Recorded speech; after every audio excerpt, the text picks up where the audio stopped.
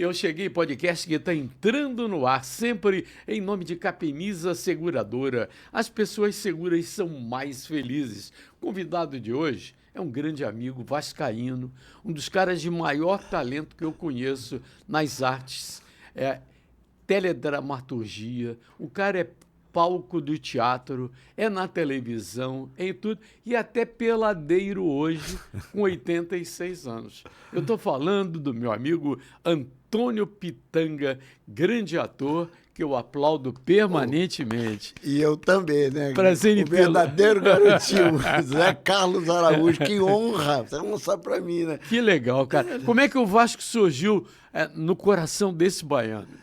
Olha, Zé Carlos, o Vasco surge quando eu tinha 9 para 10 anos. 10 anos exatamente. Lá em Salvador. Lá em Salvador, no Campo da Graça. Eu sou torcedor do Bahia, né? Bahia, tricolor baiano, né? Esquadrão de Aço. E o Vasco foi jogar com o Bahia. Até então eu não tinha visto negros, né? Só tinha visto na Bahia, porque a Bahia nós somos 84% da população de negros e negras até hoje, né? E em 1949 o Vasco foi jogar na Graça, no Campo da Graça, com Ademir, né? Base da seleção. Com aquela linha de média, né? Eli, Danilo e Jorge, tá entendendo? Então eu vi os negros ali no Vasco, aí eu falei, ué... Isso que mexeu com você? E eu falei, tem negros também. E aí eu comecei a me apaixonar, quer saber a história do Vasco, com 10 anos. Aí eu vi que o Vasco tinha uma história, né, que era muito próxima à minha maneira de entender a questão da escravidão, a questão da invisibilidade. Abriu espaço para o negro. Não, quando o Vasco apareceu e eu comecei a querer saber a história desse time que tinha na sua composição negro, né, composto de negros também, brancos e negros, eu vi que ali tinha história que eu queria saber, né, do meu país, e o Vasco estava ali. Mostrava aqui que era um time de negros e brancos, né, construído a partir de uma luta, de uma conscientização contra a invisibilidade, contra o preconceito. Aí eu disse assim, mas esse time é eu. Sou eu. Tem tudo a ver comigo, né? Entendendo? Aí surgiu o Vasco na minha vida, porque tinha uma história para mim. Agora, você é reconhecido no Brasil inteiro como um dos maiores atores da história das artes. Como é que entrou a arte, o teatro, o cinema na tua vida e com quantos anos? Olha, eu tinha 17 anos, né, quando o teatro entrou na minha vida. 17? 17. Eu fui de colégio interno. Minha mãe teve 4 filhos, a Maria da Natividade, e eu fui um dos únicos filhos dela interno, no Colégio Pia Casa São Joaquim, né, na Cidade Baixa, lá em Água de Menino, na Salvador, Bahia. E quando eu saí do colégio, desse colégio, né, eu pude aprender todas as profissões que poderiam me dar base fora do colégio. Colégio, né? Profissionalizante. Era um colégio exatamente... Já naquela época. De órfão, de colégio órfão, colégio Pia, né, dirigido por padre, né, por jesuíta, né? Então, esse colégio eu aprendi a ser sapateiro, marceneiro, carpinteiro, né, tipógrafo, linotipista, encadernador. Rapaz! Passei o primeiro ano, exatamente, cursei lá. Então eu saí pronto. Mas quando eu saí, em vez de ir para essas profissões, eu fui fazer um concurso para o Correios. Não mais no Correio Brasileiro, não. Telégrafo inglês, que hoje é a internet, era cabo submarino, era, né, o Wester, né? E na Wester eu passei, né? E eu passei, então, por que Wester? Porque o Wester me dava, o colégio, né, interno, eu queria cidadania, e esse emprego me dava uma bicicleta, me dava um uniforme, tá entendendo? Eu tinha direito, né, passe de pegar o bonde com passe ou então de bicicleta para entregar telegrama. Então, mas nesse interim, minha mãe era empregada doméstica, eu nasci no Pelourinho. E minha mãe, com 12 anos, já era empregada doméstica. E foi contratada para trabalhar numa casa na Rua Democrata, em frente a um clube chamado Fantoche de Oterpe, só de branco, não entrava negros. Mas eu podia ver, daí caminhando para minha casa, quando terminava de trabalhar, eu via pessoas em movimentos, a partir do gradil, né? Eu olhava assim, as grades, e lá eu via as pessoas em movimento. E eu parava, me fascinava aqueles corpos que se movimentavam, dançavam, tá entendendo? Então eu comecei a olhar aquilo ali. E aquilo ali me repôs, me colocou, né? Porque no Pelourinho também eu fui para a academia do mestre Pastinha. Então eu jogava capoeira também. Então eu vi uns corpos em movimento. E eu me acho sempre inaugurador de amigo, viu, garotinho? Aí eu ficava ali xeretando, que eu já não podia entrar naquele clube, mas eu esperava o pessoal sair. Aí eu comecei a entender que era ensaio de peças. E aí fiquei muito amigo do pessoal, né? Um deles disse assim, olha, tem um filme, em vez de me chamar para a peça, tem um filme chamado Bahia de Todos os Santos, do Trigueirinho Neto, né? Que era o primeiro filme dele, depois de ter chegado da Cinecittà, mas ia fazer esse filme da Bahia. E você não quer fazer uma figuração? Né? Figuração. Figuração, em 1959. Você então, com 20 anos. Não, eu tinha aí, 59, já tinha 20 anos, exatamente. E aí ele me levou para o Liceu de Artes e Ofícios para me apresentar ao Trigueirinho.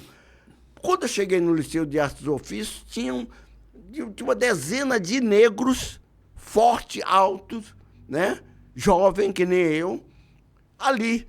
Mas eu estava com o Walter Weber, que ia me apresentar o Trigueirinho, quer dizer, deu a chamada carteirada. Entramos direto para falar com o Trigueirinho e comecei a olhar as pessoas ensaiando, fazendo teste, né? Quando terminou, o Walter chamou e disse, Trigueirinho, esse é o Antônio. Eu estou trazendo ele para ele fazer uma figuração. Aí eu falei assim, mas eu também não posso fazer isso, não? Eu não posso fazer isso aí? Aí ele falou assim, não, porque eu estou procurando o Pitanga. E o Pitanga, você não é o Pitanga. Eu preciso do Pitanga, um negro alto, forte, capoeirista. Eu digo, mas eu jogo capoeira, mas você não é negro alto, você não é forte, você é... Né? Eu digo, mas você nunca me viu. Aí ele ficou me olhando, assim... Cara teimoso, aí né? Eu disse assim, mas eu não posso fazer o teste. Eu tinha visto os outros agentes, eu nunca tinha feito teste de nada para teatro, nem para cinema, garotinho. Pode-se dizer que você é um autodidata. Aí eu fiquei olhando, exatamente. Aí ele chegou assim, tá bom. Eu fui mais ousado ainda. Que aí aquele silêncio, eu acho que eu comprei ele. Eu falei assim, o senhor me dá 10 minutos? Aí disse, como é que é? O cara nunca fez nada, ele tá pedindo 10 minutos, ia fazer figuração, tá pedindo 10 minutos. E ele me deu os 10 minutos. É mesmo? Aí eu ganhei. No que eu ganhei, eu disse, estou pronto. Eu tinha visto os outros ensaiarem, fazer o teste. Aí eu entrei, sabe aquele negócio do Brizola? Né? Se o cavalo passa esse lado monte, é porque depois ele não vai montar, não vai passar nunca mais. Gauchão, Gauchão. Eu montei, sem cela, sem nada. Então eu entrei com garra, era a oportunidade da minha vida. Aí ele falou... Você ganhou ele ali. Aí ele falou, já temos o Pitanga, pode dispensar os outros. Aí nasce o Pitanga. Rapaz, ganhou ali. Pitanga vem dali, vem personagem do Bahia de Todos os Santos. Do Trigueirinho Neto. Agora, você ainda hoje participa das peladas lá no Campo do Chico, no Recreio. Aí o nego pergunta assim, esse Pitanga é atrevido, com 86 anos, jogando peladeiro, você é o mais velho da pelada? Sou o mais velho. Mas tem uma coisa, garotinho, que é o seguinte, eu sou fã incondicional do rádio, né? Quando eu venho aqui deitar a falação, né, e me erguer em reverência a você, que é uma pessoa do rádio, a minha paixão desde o começo, né? Outra pessoa que me apaixonou muito foi o Didi, para entender o futebol, a bola, como você trata a bola, você não pisa na bola, você trata a bola com carinho, com amor, né? E o Didi dizia assim, a bola é que corre, meu filho. A né? bola é que corre. Você entendeu? Então, essa relação com a bola, do amor com a bola, eu sempre tive. Então, essa coisa de correr, quer dizer, a idade me maturou no pensamento do Didi. Para que correr, meu filho? Né? O Didi diz assim, eu poupo a minha energia e... Quem tem que correr é a bola. A bola. E a minha energia é o seguinte, no momento em que eu toco aqui, toco ali, eu dou um passe de 40 metros. Já a afeição para o jogador fazer o gol. Então eu acho que o Guardiola, eu acho que era fã do Didi. Porque é toque. Não precisa. Agora, depois o Gerson foi o sucessor do Didi. Também. Exatamente nesse cara que pensa. Eu joguei com o Gerson também, viu? Jogou também. Joguei já. Hoje, no futebol de hoje, quem é o Didi pro Antônio Pitanga? Tá difícil, né? Tá difícil. Hoje é negócio de correria, né? Tá difícil. Ainda eu acho que é o Ganso. O Ganso ainda é. O que pensa? É o que pensa. O Nenê tá com 42 anos, Nenê, não tá com 42 anos? Tá. Entendeu? É a escola do Didi. Você entendeu? É a escola do Pitinho. É a escola do Geraldo Assobiador. É isso mesmo. Você entendendo? Bola. Né? E é isso, acho que é por aí. Entendendo? O que você vê no futebol que você tem saudade, que eu tenho saudade, para esse futebol de hoje, por exemplo, dessa Copa do Mundo de clubes que você viu, futebol francês, o futebol brasileiro, comparado com os europeus? Como é que você vê isso hoje? Olha, essa Copa de Clubes do Mundo, né, ela me deu uma sensação tão bonita, né? Eu acho que os times brasileiros que foram disputar, né, o Flamengo, o Botafogo, o Fluminense e o Palmeiras, fizeram o dever de casa. Eu estava com saudade desse futebol, de amar o futebol e vestir a camisa. Quer dizer, esses clubes brasileiros, esses 4 que se apresentaram, fizeram o dever de casa daquilo que deve ser o futebol. Com medo de levar um 7-1, né, o dever de casa foi cumprido. Havia tática, tá entendendo? Então, o Flamengo se comportou bem, o Botafogo se comportou bem, jogaram futebol de igual para igual, tá entendendo? E o futebol europeu, né, é um futebol munido de muito dinheiro, larjan, viu metal, tá entendendo? Então, o futebol brasileiro, em relação a eles, tá entendendo? É o patinho feio, porque não tinha esse dinheiro. Você pega um jogador do PSG ou do Madrid, do Real Madrid, só um jogador é quase o salário de um time todo do Fluminense. É verdade. Então eu acho que dessa vez os meninos brincaram, trataram a bola com aquela coisa do aprendizado, da meninice, né? Da paixão, do peladeiro, do amor pela camisa, do amor pela bola, com tratamento, fizeram, tá entendendo? Não foram lá, entendendo? Achando que já estava de salto alto. Entendendo? Foram exatamente para cumprir, vestiram a camisa brasileira, estava encorpada nos times, mas era o Brasil que estava ali. Você tem razão, fizeram um belo papel. Fizeram um belo papel, né? Agora, você é vascaíno declarado, coração vascaíno, já explicou por quê. Fã do Eurico Miranda, saudoso, falecido Eurico Miranda. Qual é o jogador de futebol hoje, no Brasil, que mais te empolga, que te chama a atenção?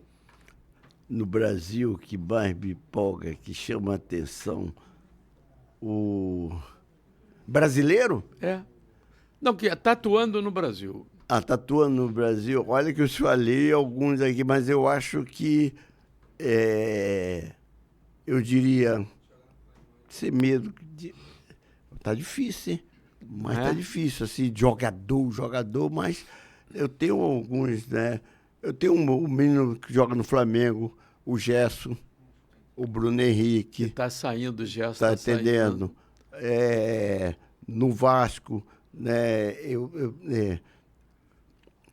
O Felipe Coutinho, tá entendendo? Você acha o que Léo, ele vai voltar a ser o que era antes? vai Felipe o Léo Coutinho? Jardim. Léo Jardim tá é... Entendeu? Léo Jardim, É. pra mim O Vasco fez muito bem em renovar com o Léo Jardim, porque era um jogador que deu uma tranquilidade. Houve um momento que o Vasco se preocupar, tinha 3 goleiros, somava, não fazia um. Não fazia um, exatamente. Hoje não, hoje é uma tranquilidade Essa total. dificuldade de você ser qual jogador, porque como a gente vem de uma vivência, né, muito presente de jogadores mesmo. Você pegava um Zico, um Roberto Dinamite. Fazia a diferença.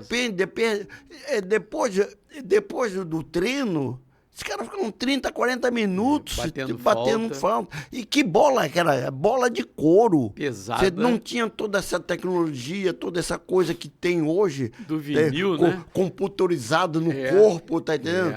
Então, era chuteira de couro, bola de couro. Quando chovia, então... Até o uniforme era mais pesado. Então você via um quarentinha quando batia uma falta. Até o próprio Rivelino ou Roberto Carlos não era a tecnologia que tem hoje. Não. Hoje você sabe o peso da bola, você vê qual é o gomo que você vai bater. Tá entendendo? Tem todo um estudo, entendendo? Qual é a velocidade. Tá tudo no computador, tudo né? no computador. Você tá entendendo? Então, quando você diz assim, qual é o jogador? Porque minha lembrança dessa gama de jogadores tem que eu razão, falei antes, tem né? Razão. Então, para mim, para você ser jogador mesmo, tá difícil, tá difícil. Vou te contar nos dedos, porque todos eles estão maquiados, o cabelinho ficou tudo, o corpo tatuado, tá difícil, tá difícil. O futebol arte, a gente tem saudade e o Pitanga não é diferente. Olha aqui, galera, você já se inscreveu no nosso canal? Ainda não? Vá lá, se inscreva, dê um like, compartilhe para geral, ative o sininho para saber sempre as próximas atrações. Atenção, corretores, o acelerômetro Capemisa Viva foi ativado.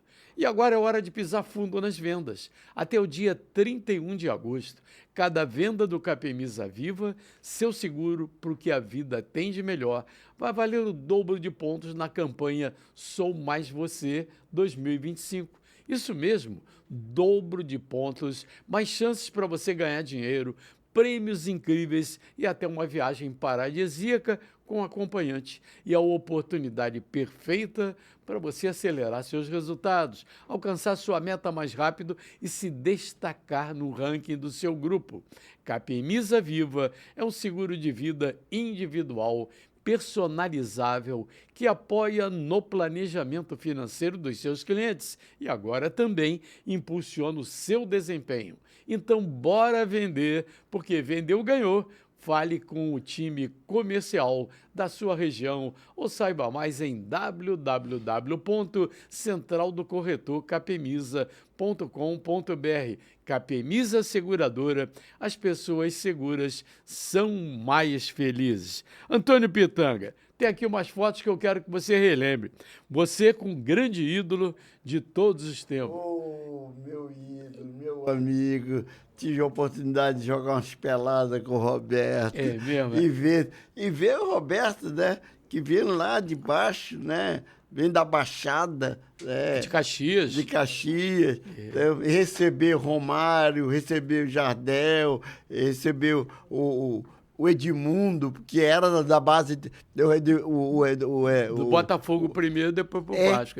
Mas o Roberto já estava jogando no profissional já, e eles vieram da base. O Edmundo ia recebido por Roberto. Olha só. O Romário e tudo que chamava chamava-se aspirante. Aspirante, jogava antes do profissional.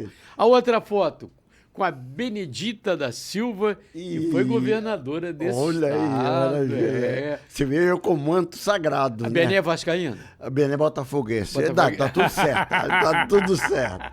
Como é que você conheceu a Benedita? A Benedita eu conheci, olha, a Martil da Vila e Leci Brandão, né? Eles, de uma certa maneira, eles emprenharam o meu ouvido, dizendo que você tem que conhecer a Benedita da Silva. A Benedita estava na Constituinte, ia para a reeleição, né? Em 88, né? E ela foi da Constituinte em 88 e ia para a reeleição em 92, né? Para sair a candidata a prefeita, né? Me lembro disso. E aí, primeiro, teve em 90 deputada federal, e eles disse, vocês precisam fazer a campanha da Benedita. E eu fui fazer a campanha, eu me apresentei, eu disse, eu conheço a Benedita, disse, não, mas você não conhece pessoalmente. E aí eu fui subir o morro e fui conhecer a Benedita e fiquei com a responsabilidade que o PT tinha dado para ela 25 segundos, ela fundadora do partido, né, para ser candidata a deputada federal, né? E aí, em 90, eu criei um slogan, sabe? Eu chamei 20 atores e atrizes, e o slogan assim, gosto dela, voto nela. E a gente tinha que fazer isso em 20 segundos. Musicalidade, né? E deixar 5 segundos para ela, dizer, eu sou Benedita, meu número é 138777. Você entendeu? E aí, eu conheci a Benedita aí. Mas só ficou nisso. Voltei para casa. Um ano depois, eu tinha comido um pastelzinho, porque gostei do pastelzinho. Um ano depois, eu Que ela fez? Que fez ali para um salgadinho e tal. Eu voltei. Liguei para ela, disse assim, era aquele telefone preto, aquele orelhão, tipo orelhão. Fixo. Fixo. E disse assim, vou aí comer um pastelzinho. Aí ela fez um pastelzinho e tal. E aí eu conheci a Benedita um ano depois, que ela já tinha sido eleita e tal. E aí fiquei encantado com ela, começamos a conversar, levei ela pro cinema, né?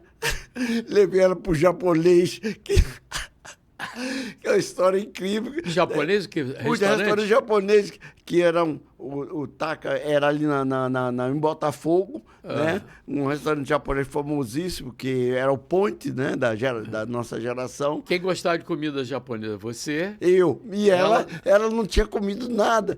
Mas ela ficou aqui porque eu comi de pauzinho, eu queria me mostrar para ela. Tem intimidade, né? Ela disse, poxa, Pitanha, depois que a gente ficou conhecendo mesmo, né? Ela disse, poxa, aquele dia eu tava com morrendo de fome, você botou, em vez de comer com talher, comer de pauzinho. Eu cheguei em casa e ainda fui comer um pão dormido. Aí é essa a mulher da minha vida. É mesmo? Aí começamos a namorar. E ela disse, ó, comigo eu sou evangélica, você é lá do Menininha do Gantuá, né? Você é da Bahia, das suas coisas, assim. Comigo tem que casar. Eu digo, mas eu vou casar com você, sim. Ela duvidou, porque eu era namorador, né? Isso foi em 88? 92, não, 90, eu fiz a campanha de deputada, 92, essa é candidata a prefeita. Sei, mas quando você casou com a Benedita? 93. 93. 1993. Aí eu ganhei a vereança. Você foi e vereador. ela não ganhou a prefeitura, né? Então eu fui eleito e ela não. Olha só, entrou na política de repente por influência da Bené. Mas ela era contra. Se você é ator e tal, eu digo assim, não, deixa aí que eu sei, eu vou trabalhar 2 anos antes, né, para as pessoas saberem que eu não estou pedindo voto para ninguém, nem estou dando autógrafo, né? Então eu trabalhei 2 anos seguidos, assim, eu sou candidato, tal, vou ser candidato. E aí, às vezes eu chegava e dava um panfleto para alguém e disse, pô, Pitanga, você já me deu isso? Eu digo, pô, então eu já ganhei. Agora eu já ganhei. Lembrou, e aí eu né? convenci ela, disse, então você sai, candidato. Agora, e tem um vídeo aí, né, Abner, da TV, Vasco TV, em comemoração aos 90 anos de São Januário. Tem áudio aí na parada? Olha, maravilha. Tem? Vamos lá. Eu já fui jovem. Nosso estádio de São Januário, nossa casa, nosso caldeirão. Mas você sabe como tudo começou? Rio de Janeiro, 7 de abril de 1924.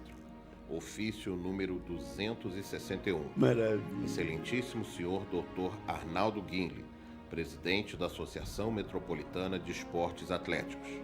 As resoluções divulgadas hoje pela imprensa, tomadas em reunião de ontem pelos altos poderes da associação a que Vossa Excelência tão dignamente preside, colocam o Clube de Regatas Vasco da Gama numa situação de inferioridade que absolutamente não pode ser justificada, nem pelas deficiências do nosso campo, nem pela simplicidade da nossa sede, nem pela condição modesta de grande número dos nossos associados. Somos, sim, de origem humilde. Não fazemos parte da nobreza ou da elite da Zona Sul.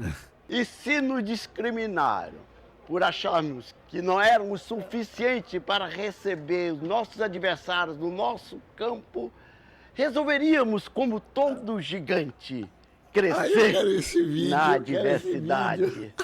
Os privilégios concedidos aos 5 clubes fundadores da MEIA e a forma por que será exercido o direito de discussão a voto e feitas as futuras classificações obrigam-nos a lavrar o nosso protesto contra as citadas resoluções. Privilégios e proteção. Não podíamos nos calar diante de tal injustiça. Quanto à condição de eliminarmos 12 dos nossos jogadores das nossas equipes, resolveu por unanimidade a diretoria do Clube de Regatas Vasco da Gama não a dever aceitar, por não se conformar com o processo, porque foi feita a investigação das posições sociais de nossos consórcios. Investigação levada a um tribunal onde não tiveram nem representação nem defesa. Não existia razão para eliminarmos nossos jogadores. Que importa a cor da pele ou a posição social quando a bola está em jogo e nossa cruz dignamente honrada? Estamos certos que Vossa Excelência será o primeiro a reconhecer que seria um ato pouco digno da nossa parte sacrificar ao desejo de fazer parte da MEIA alguns dos que lutaram para que tivéssemos, entre outras vitórias, a do Campeonato de Futebol da cidade do Rio de Janeiro de 1923. São esses 12 jogadores, jovens, quase todos brasileiros, no começo de sua carreira, e o ato público que os pode macular nunca será praticado com a solidariedade dos que dirigem a casa que os acolheu, nem sob o pavilhão que eles com tanta galhardia cobriram de glórias. Esse é o Vasco campeão. Tava lembrado disso? Te emocionou, né? Não, eu sei que eu fiz, né? Mas não tinha visto esse vídeo. Não, né? Que paixão, que coisa que eu digo assim, às vezes assim, puxa, o Vasco está numa situação tão delicada, né? E você continua sendo Vasco, eu digo assim, o meu país já teve ladeira abaixo. Eu nunca deixei de ser brasileiro. Eu acho que ser vascaíno, né, é uma parte da história do meu país. Você pode ser qualquer time, né? Porque é que nem o amor. O amor não tem cor, não tem religião, o amor. Tá entendendo? E o Vasco é isso, é uma referência. Você pode ser Fluminense, Botafogo, Flamengo, Palmeiras, qualquer time. Mas você não pode deixar de reconhecer, né, essas referências históricas, né, sobre a democracia, esse que se discute hoje tanto sobre a questão da invisibilidade, o preconceito, tudo isso. É verdade. Né? Então é um time que, né, que conseguiu fazer através de caixinha, não, como é que era? De colocar dinheiro, não é caixinha, não, contribuições, você entendendo? Fazer um estádio, né, que era proibido. É verdade. Né, o Vasco era aquele time que foi exigido pela Liga para jogar, né? Teria que ter um campo de futebol. E eles construíram em São Januário, inclusive contra todos os tipos de impedimento, né? Material de construção, tudo trouxeram de Portugal, né? E fizeram uma cotização, né? Uma caixinha, né? Para poder o torcedor que ter a ajudou. sua casa. E olha, eu lembro, garoto, o São Januário era o palco no Dia do Trabalho, Dia do Trabalhador, 1º de maio, havia sempre um jogo comemorativo e Getúlio Vargas, presidente, fazia o discurso em São Januário, na tribuna do O próprio Vasco. Villa-Lobos levou Também. lá 40 mil crianças para cantar ali. O Pablo Neruda teve lá em Grande São Pablo Januário, Neruda. entendendo? Então, não existia o Maracanã era São Januário. Você entendendo? Então, isso... Maracanã era o derby, o antigo Jockey Club ali no Exatamente. Maracanã. Eu quero te oferecer, falando em história, paixão pelo rádio. No Gol Mil do Pelé, eu era repórter do Valdir Amaral no gramado do Maracanã, era locutor também, abria a jornada para ele. Estava lá no gramado, exatamente atrás do gol à esquerda, onde o Andrada quase pega aquela bola. Antes, o Vasco jogou diante do teu Bahia, em Salvador, e a galera baiana vaiando porque queria que o Pelé fizesse o gol. Teve um zagueiro lá que salvou, que seria o gol mil. Exatamente. Foi vaiado. Vaiado. E o gol mil do Romário, eu estava na cabine de São Januário, transmitindo o milésimo para você. Muito obrigado. Dedicatória. Isso é história, você é história, que lindo. E você não envelhece porque você tem a paixão, né? A paixão dessa coisa tão maravilhosa que emana, né? Que faz com todo brasileiro, né? Pare diante do rádio para ouvir, né? A emoção, né? E você consegue fazer com que... Eu sou homem de teatro, né?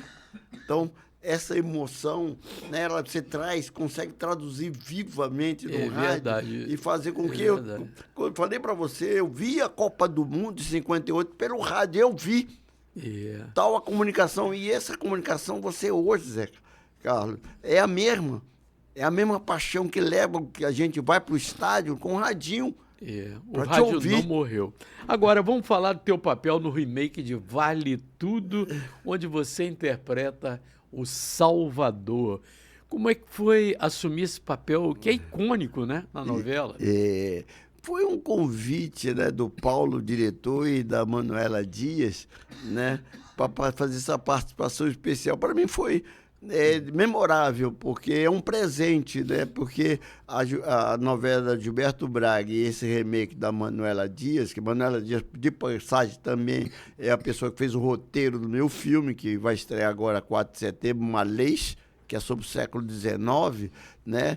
Claro que para mim foi um presente, né? E aquele pai, né? Aquele avô, com certeza, a Maria de Fátima, se ele continuasse na novela, ele infartaria de qualquer maneira, porque ter a Maria de Fátima com aquele DNA, vencer a qualquer custo, não era a leitura do velho Salvador. Certo. Agora, você, logicamente, é reconhecido nas ruas e essa novela marcou época. Aí, até hoje a galera lembra.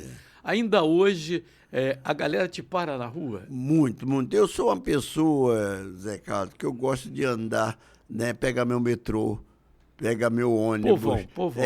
Eu gosto de ir à feira, comprar minhas coisas na feira, o hortifruti. Então eu transito, eu gosto de andar, né? Eu gosto de estudar meu texto. O Salvador se identifica com você pela integridade? Tem alguma semelhança com a tua participação? Tem. E os meus filhos, eu criei meus filhos assim, com esse olhar, Camila Pitanga, o Rocco Pitanga, com esse respeito, os respeito aos mais velhos, saber lidar com as pessoas, amar as pessoas, não odiar, não ter no seu universo o ódio, né, a mesquinharia. Isso foi quem me ensinou, foi minha mãe. Essa Maria da Natividade. Mas a formação jesuíta também te ajudou, né? Ajudou, entendeu? Acho que esse respeito, ele está com certeza na minha alma, meu DNA. E eu passei isso para meus filhos. Olha, eu sou fã também da Camila Pitanga. E ela esteve no Festival de Cannes e reverenciou o teu legado. Te emocionou muito naquela hora? Muito. Você não sabe, ela fez um filme, ela ela fez um documentário, né, sobre... Ela me convenceu a fazer um documentário sobre a minha pessoa, né? E eu falei, não, fazer... Camila, fazer um documentário sobre a minha vida... Aquela coisa que o Nelson Cavaquinho dizia, se tiver que fazer homenagem a mim, me faça em vida, né? Mas quando chega na hora, né, você treme, né? Então ela me convenceu, né, a fazer esse filme que é o Pitanga, né? E aí eu fui fazer esse filme com ela. Então, ela dirigindo, né? Então, uma das participações dela da direção, né? E aí eu fiz um filme, quer dizer, essa relação da história, ela conheceu um pouco mais da minha história através dos meus amigos, das minhas amigas, das pessoas, dos convidados, né? que participaram do filme. Você influenciou a carreira dela de atriz? Eu acho que sim, porque aonde eu ia, podia ser jogador de futebol, porque eu ia para as peladas, eu levava eles. Eu ia para o teatro, levava eles. Ia para o cinema. Quem é mais velho, o Rocco ou ela? A Camila. Camila é mais velha. Camila. E ela. E como é que foi o início? Você deu toque nela, assim, profissional? Não, ela começou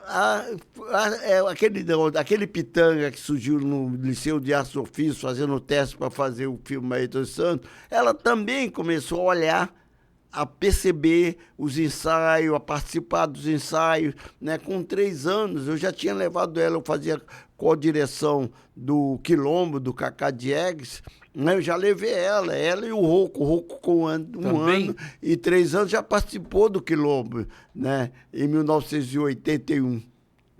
Agora, então, acho que a paixão ali, quer dizer, de tanto estar participando, vai interagindo, vai ali, vai assumindo a segunda pele, né? Então, acho que foi olha, por aí. são mais de 60 anos de carreira.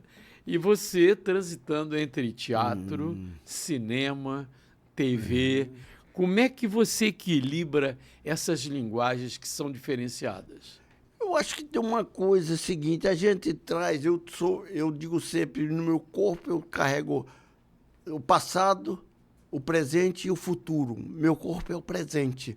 Então, se eu não sou aquele nostálgico que carrego, sou sempre... Na minha época era assim, eu trago o passado para o meu viver atual e trago o meu futuro, meu olhar do futuro para hoje.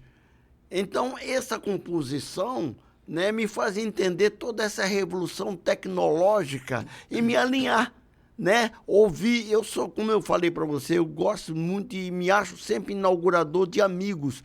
Então, essa relação com essa década, com essa juventude, né, é um aprendizado. O jogar bola com aquelas crianças que eu vi praticamente com catarro no nariz, ali participando, querendo participar. E hoje são pessoas de 28 anos, 30 anos jogando comigo, é porque essa linguagem, essa interação, eu, o Chico, o Carlinho Vergueiro, que jogamos esse futebol, né, há mais de 46 anos, né, há um entendimento tanto deles para nos receber e respeitar, e tanto da gente receber eles e respeitar, né? Porque a bola é disciplinadora, né? Eu fui peladeiro, já joguei em várzea, né? Na malandragem. E você coloca na malandragem, você coloca a sua roupa na sua trave, no seu gol, né? E muitas vezes a gente jogava com o pessoal da barra pesada. E às vezes a gente ouvia assim, olha...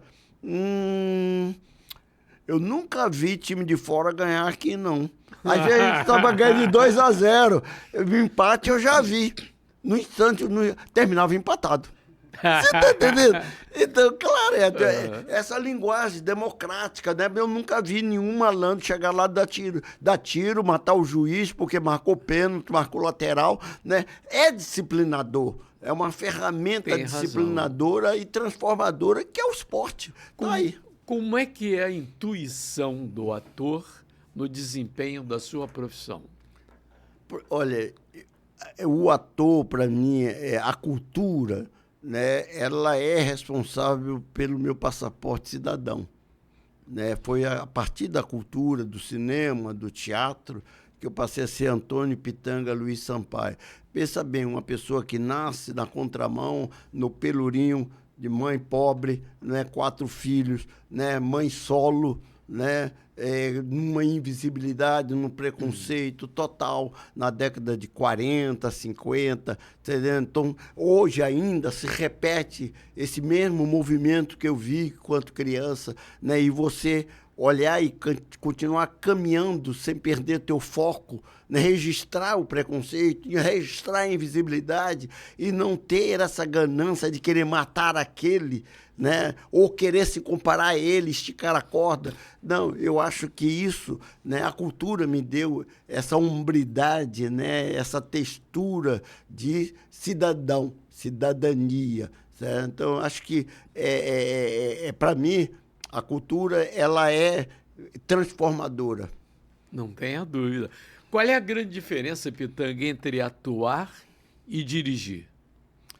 Olha, quando a gente vai dirigir e atua, né, você tem uma ferramenta conhecedora, né, onde você está realmente ter humildade e pode nadar dentro do campo do conhecimento daquela arte que você conhece bem. Então, essa relação, para mim, que você vai conversar com teus colegas, você dirigindo e eles atuando, há uma relação de conhecimento, de respeito do que você está falando, como você está dirigindo, as marcações que você está dando, é entendido e há uma abertura nessa discussão, nessa conversa democrática, né? Porque quem está falando não é um leigo, é que nem um campo, é que nem futebol, né? Você pega o Renato Gaúcho, boleiro, é o cara que jogou bola. O Diniz jogou bola, o Abel jogou bola, né? Então você pega esse pessoal, né, essas pessoas que jogaram bola, o papo no vestiário, são pessoas que conhecem a bola. E dirigir, sendo você ator também, é uma relação de conhecimento, né, de ouvir, de escutar e de falar. Entendeu? Eu acho que aí a gente cresce muito, garotinho. Recentemente você também trabalhou em streaming. Tem muita diferença? Tem porque é um produto para ontem. É o modernismo, né? É o modernismo, entendeu? Então você tem que alinhar com toda essa revolução, né, da tecnologia, tá entendendo? Tem história curiosa dessas gravações? Bastidor, assim? Não, eu acho que tem uma coisa que você, de uma certa maneira, você não perde de vista, né, as pessoas que estão preparadas para aquele instrumento, né, para aquele produto que está sendo colocado, né? Não são pessoas que vêm com uma história do teatro, tá entendendo? É uma história que são produtos que são feitos para aquele, né? Para aquele veículo. Exato, para aquele veículo, tá entendendo? Então, claro que tem, né? Mas de qualquer maneira você tem o respeito, né? Pelo produto, pelo que você está. Foi convocado, foi convidado, você está entendendo? Então, eu acho que não há um distanciamento, né? Há um respeito e há também um aprendizado dessa velocidade desse produto. Agora, todo mundo diz que no meio artístico existe muito ego, muita vaidade. É muito difícil administrar isso. Isso é verdade? É claro que é verdade. Zé Carlos, garotinho, todo meio. Onde existiu o ser humano, né? O ser humano. Eu vou dizer assim, porque assim, esse ser humano, né, é também aquele que me surpreende, né? Porque você vai entender a tua formação da criatura, né? Com toda essa velocidade da tecnologia, o homem era para estar mais humano, a criatura era para estar mais humano, não matando, não devorando, não tendo mais esse campo da mesquinhez. Tá? E essa coisa parece que é terrível, porque não aprendemos nada. Temos o poder e a força da ferramenta, que é a palavra. E as pessoas não conseguem sentar. Então, essa coisa da inveja, do ciúme, né, desse egoísmo, isso existe. O homem está talhado, infelizmente. Por que existe guerra, garotinho? Né? Porque tem o poder da palavra. Por que as pessoas não sentam, esses senhores, né, não sentam à mesa para conversar? Então, quem vai para o front são a garotada que vai morrer. Os velhinhos estão apertando o Putin, né, o Trump, vão apertar o botão para a Terceira Guerra Mundial. Então isso existe em qualquer camada. Infelizmente, a arte não é diferente. Você tem um ser, né, que eu não gosto muito de trabalhar nesse universo, o bem e o mal, mas existe. Você tem as pessoas que são mal entendidas, mal compreendidas, e outras pessoas que são pessoas que é aqui e agora, como a Maria de Fátima. É aqui e agora, meu farinha pouca, meu pirão primeiro. Agora, como é que você analisa essa nova geração de atores, de atrizes? Eu não vejo, por exemplo, vou emitir a minha opinião, atores e atrizes da nova geração tão marcantes quanto aqueles de gerações anteriores que vieram para ficar. Essa nova geração tem ator, tem atriz que veio para ficar? Tem. Tem, com certeza. Né? E tem outros realmente que entra na vitrine e entra no aqui e agora, na necessidade de...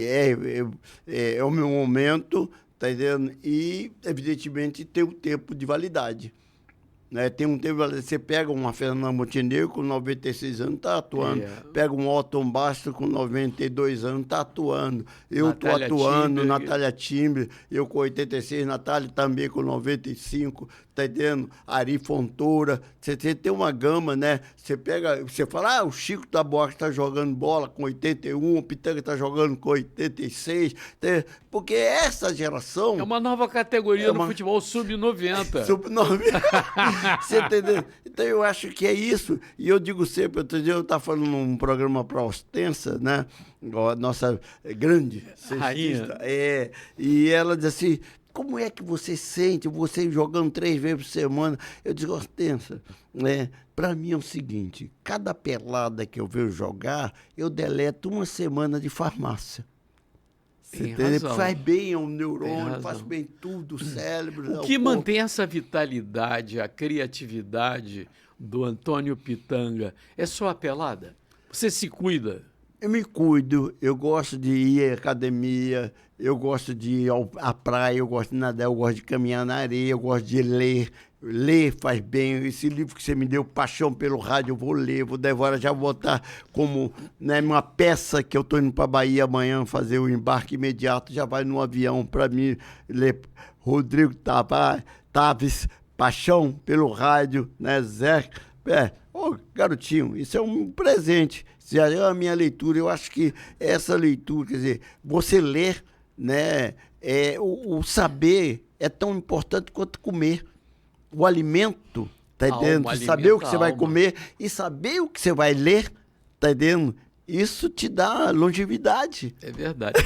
Antônio Pitanga é o convidado de hoje do Cheguei Podcast, que é apresentado aqui no AGR Podcast Studios, no Le Monde, na Avenida das Américas, 3500. Você chega de carro, entrega os homens de preto, o Rômulo, o Leandro, o Medeiros, o Augusto, a Iracema Pereira lá em cima no Prime Park, monitorando tudo. Aí você pega o elevador, chega aqui no 4º andar, encontra o melhor estúdio, melhor luz, melhor imagem, 6 câmeras focadas aqui num homem que entende muito disso, e o Abner, o Ariel, o DVD, mostrando que aqui tem também a melhor equipe técnica, com o Marquinhos supervisionando e o Beto Guimarães garantindo que você pode trazer para cá também a sua empresa, que você vai fazer o melhor podcast. Gostou da qualidade da imagem? Eu gostei e estou aplaudindo, né?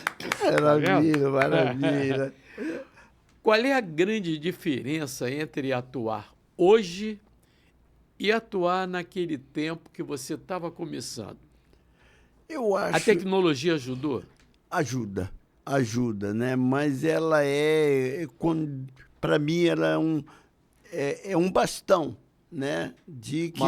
Uma passagem. Agora, a tecnologia ajuda mais no cinema do que no teatro. Ou não? Não, mais de cinema, você tem razão, né? O cinema, porque evoluiu muito, né? Você tinha uma câmera de não sei quantas toneladas, né? Hoje você tem uma reflex, agora você tem uma câmera que, né, é um botão. Você carrega aqui na câmera direito. Então, eu acho que a tecnologia ajudou muito no cinema. O momento do cinema nacional, na opinião do Antônio Pitanga.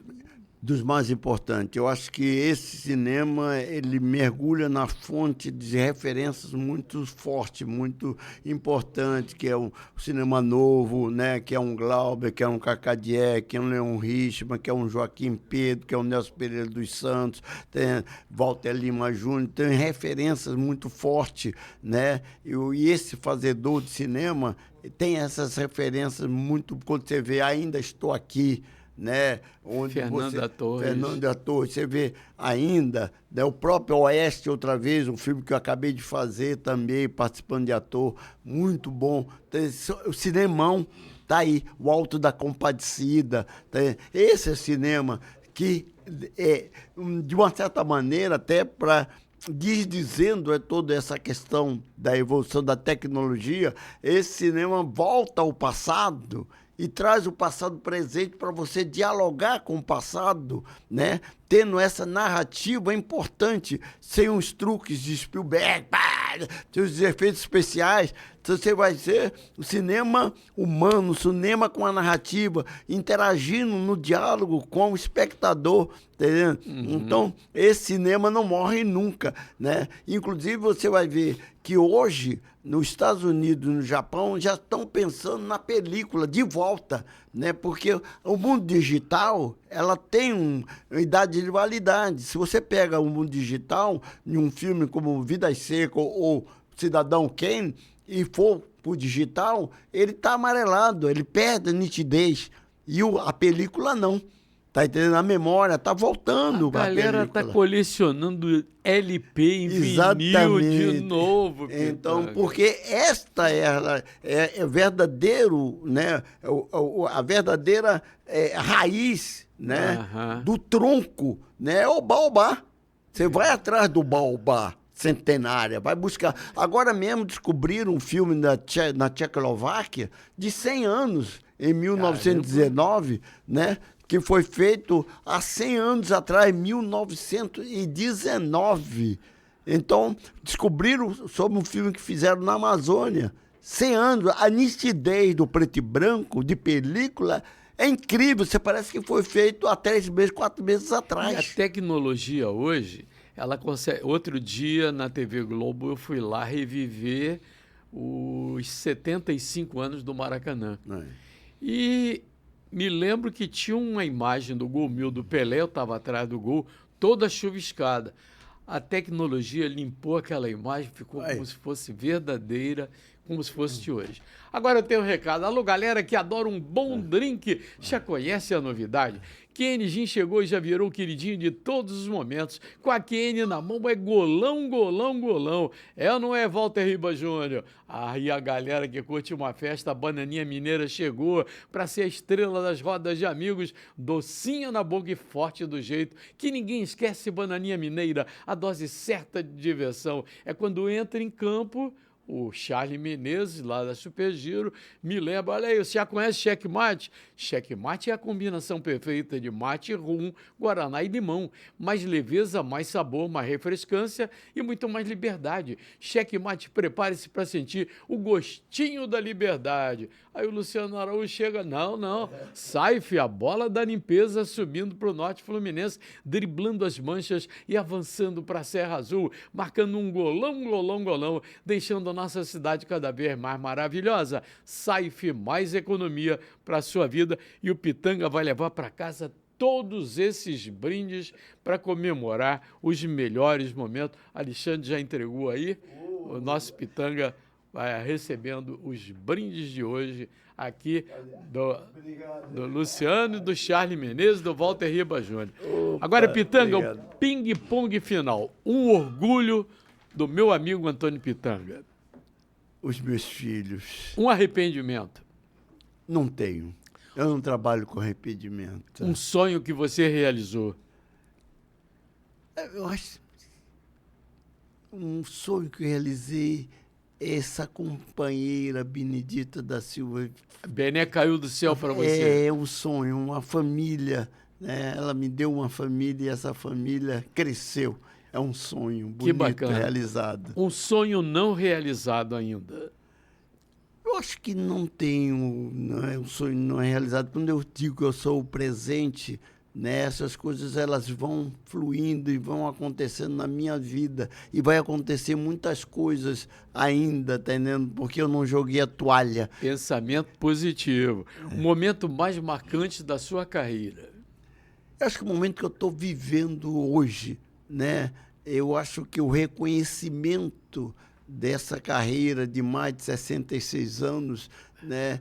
Ter me dado nos olhos das pessoas, do povo, das minhas caminhadas, nos lugares que eu tenho ido, o reconhecimento. Ô, Pitanga, fala dos meus filmes, fala das peças, das novelas que eu fiz. Esse é o maior prêmio que eu posso ter na minha vida e eu acho que é um dos momentos mais bonitos que eu estou vivendo, né? Personagem mais marcante? Personagem mais marcante, com certeza, o Barravento. Barravento, É né? o Firmino, Bispo dos Santos, do Glauber Rocha, que é o primeiro filme revolucionário, onde eu começo a ser protagonizar, né, os personagens tão fantásticos do cinema brasileiro, da cultura brasileira. Nasce ali o primeiro ator negro protagonizando filmes brasileiros. Tem algum personagem que você não faria de novo? Não, eu acho que esse cinema em que eu aprendi, essa escola que eu aprendi, as coisas que aconteceram na minha vida foram porque tinha que acontecer e as pessoas já sabiam quem era o Pitanga. Então tem convites que nem me fizeram, ainda bem, eu nem sei. Qual foi a maior parceria na sua carreira?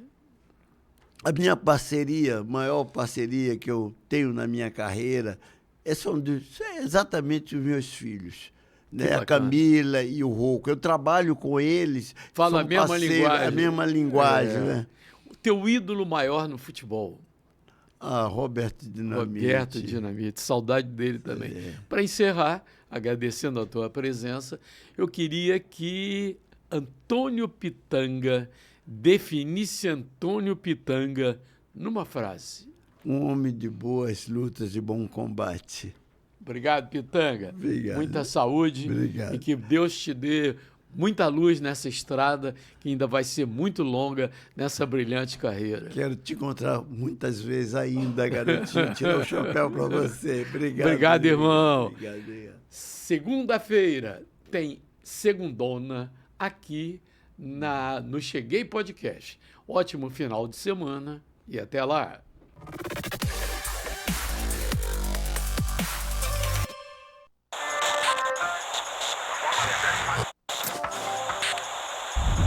Cheguei!